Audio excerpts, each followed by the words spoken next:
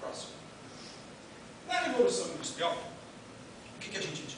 Vamos retornar de novo lá no cursinho de vocês. A Revolução Industrial, ela teve um grande impulso na Inglaterra. E a Inglaterra ela tinha condições plenas para a sua Revolução Industrial. Vocês lembram disso? Por quê? Primeiro, ela tinha acúmulo de dinheiro da expoliação que ela fazia de países como o Brasil, por exemplo. Ela tinha acúmulo de dinheiro. Segundo, ela tinha um movimento econômico chamado de liberalismo, que pregava, olha, se você precisar pisar no pescoço de alguém para subir na vida, pise. Cada um por si, Deus por todos. Então, bom, você junta esse desejo incontrolável do liberalismo, de espoliar o outro, de crescer financeiramente, com condições materiais para isso, aconteceu a Revolução Industrial. Eu não quero ser simplista, mas é para vocês entenderem mais ou menos como isso aconteceu. E aí nós tivemos a mecanização da lavoura na Inglaterra. Bom, eu mecanizo a lavoura e crio parques industriais nos centros urbanos, o que vai acontecer? Mesmo rural. Não é uma resposta social clara, favorável a isso. Eu mecanizo a lavoura e faço indústrias, todo mundo vai sair da zona rural e vai para esses centros urbanos. E aí foi a verdadeira favelização dos grandes centros urbanos ingleses. Favelização. As fábricas eram colocadas nas periferias da cidade e o povo vinha do interior, da zona rural, para morar ao lado dessas fábricas, porque ficavam próximos das fábricas, e eram submetidos a regimes escravagistas. 18 horas, 16 horas de trabalho em minas. Minas que explodiam. Não havia qualquer regulamentação trabalhista. Mulheres pariam nas fábricas. Crianças trabalhavam nessas fábricas, porque era conveniente que mulheres e crianças trabalhassem.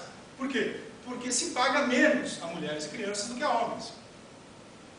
Como vocês bem perceberam, a história mudou. Hoje as mulheres... Claro que não mudou. Claro.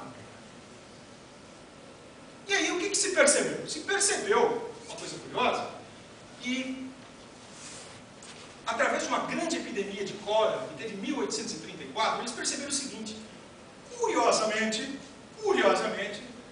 morriam as crianças operárias e os filhos das crianças operárias, mas não os filhos dos donos das indústrias. Que diabo é esse? Aí os pensadores daquela época começaram a falar assim, olha, o problema não está como na teoria anterior, aquela teoria do condicionamento ecológico ambiental, de que o problema está na água, mas é o acesso a essa água, ao acesso à comida que vai fazer com que eu tenha resistência à cólera ou não. O destino que eu dou para os meus dejetos, isto é o que vai determinar. Sobretudo, o que determina é a forma como essa sociedade se organiza, e não o meio ambiente como a teoria anterior. Então, segundo esses teóricos, existia numa escala hierárquica algo que era anterior ao ecológico ambiental, que era o social. Então, o social determinava o ecológico ambiental, e o ecológico ambiental condicionava você estar saudável ou não. Vocês notam que tem diferença essas duas teorias? Uma diz que o problema está na água, a outra diz, não, o problema não está na água, o problema está no acesso à água. Ah, o problema está na comida. Não, o problema não está na comida, o problema está em ter e não ter comida. E essas desigualdades foram marcadas nessa época e desenvolveu-se uma teoria que se chama teoria social, ou da determinação social do processo saúde-doença. Então, determinação social do processo saúde-doença é quando você assimila, assume que as pessoas vivem e morrem de acordo com do jeito que a sociedade onde ela está se organiza. Só que isso também tinha um problema. Porque no final do século XIX, no final do século XIX, o que acontece? O cara olha no microscópio e fala, meu Deus do céu, a primeira teoria dizia que o problema estava na água, em relação à cólera. A segunda teoria dizia que o problema, a cólera, estava na sociedade. Eu estou vendo aqui um bichinho que chama Vibrio cholerae. Que estupidez. O problema está na bactéria. E a partir daí, o que era para ampliar o nosso jeito de ver o outro, porque o nosso objeto, na verdade, como eu falei no começo, é o outro, na sua complexidade. Eu acabei reduzindo, por reduzir. Em vez de eu ampliar para além de uma visão social do homem, para além de uma visão ecológica ambiental do homem, eu viria também um momento biológico. O que era para ampliar uma teoria, acabou por reduzi-la. E a partir daí, próximo, a medicina passou a beber na fonte de que A causa B. Pneumococo causa pneumonia. Então é muito simples. Eu dou um anti-A, A causa B, A pneumococo, B pneumonia. Eu dou um anti-A, que é a penicilina, eu resolvo o problema, e a minha função de médico está resolvida. A causa B. Ascaris lumbricoides causa ascaridíase. Está resolvido. Eu dou um medicamento, um mebendazol, eu dou um albendazol, anti-A, e resolveu esse problema. Sim, mas por que essa pessoa está com essas ascaridíase? Por que essa criança teve pneumonia e essa criança não teve? O que está por trás disso? Que contexto é esse que não se debate mais? E as ações consequentes a esse modelo biológico são ações de recuperação. Recuperação é diagnóstico e tratamento, e reabilitação. O anterior era de promoção de saúde.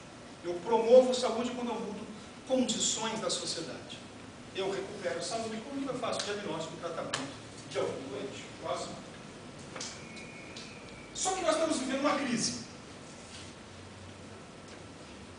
A primeira teoria, aquela ecológica ambiental, ela veio para substituir uma teoria teológica. Ela exigiu uma racionalidade que não a mítica. Olha, tem condições ambientais nessa sociedade que faz com que a gente pense. Como essa teoria passou a não explicar mais o porquê que o pobre morria de cólera e o rico não morria de cólera, a teoria mudou. Então, toda vez que uma teoria passa por uma crise, ela muda. Ela não agrega a anterior, ela muda. Ela tem uma certa tendência. Ora, quando a teoria social estava bombando, alguém viu a bactéria e falou, olha, a teoria social não explica a bactéria. Acabou a teoria social e veio a teoria biológica. E a teoria biológica? Ela está tão folgada assim? Ela se sente tão prepotente a ponto de não ser questionada como as outras que foram questionadas? Eu diria que nós vivemos uma crise. E esse cara não é psicólogo, o Antonio Gramsci, foi um filósofo italiano da primeira metade do século XX, perseguido por Mussolini. E ele dizia, crise é quando o velho morreu e o novo ainda não nasceu. O que eu quero dizer com isso? Esse modelo biologicista, que a gente chama de modelo biomédico, ele morreu, gente. E eu vou mostrar para vocês alguns questionamentos sobre ele. Só que nós não sabemos ainda como fazer o novo. E vocês vão fazer parte dessa história da construção do novo. Isso é interessante. Vocês estão entrando num curso de medicina num momento em que a medicina está em crise. A medicina sabe que ela não pode mais responder às demandas contemporâneas que o outro paciente, o usuário do sistema, seja lá o que for que a gente vai chamar, tem. Ela não responde mais. Então ela precisa se modificar. Só que ela não sabe como se modificar, ela vive uma crise. Próximo.